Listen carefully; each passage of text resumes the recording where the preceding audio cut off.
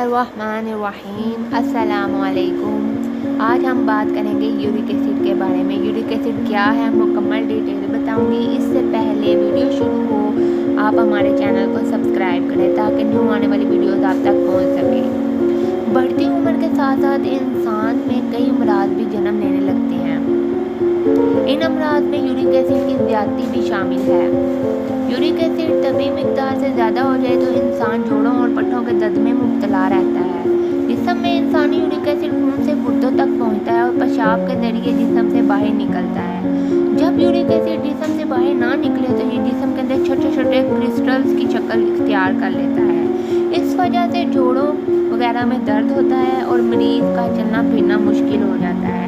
York acid بڑھنے کا تعلق صرف غیر صحت بخش غذا کھانے سے نہیں ہے، بلکہ یورک ایسڈ ذہنی امراض اور دل کے امراض کے باعث بھی بڑھ سکتا ہے۔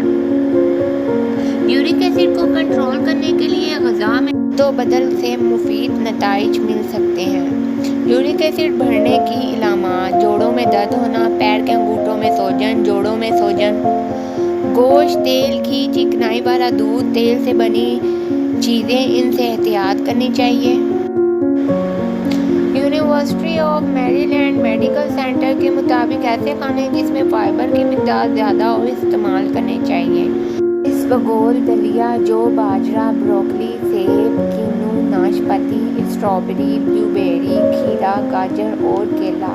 ان چیزوں کے استعمال سے یورک ایسڈ پر کافی کنٹرول پایا جا سکتا ہے۔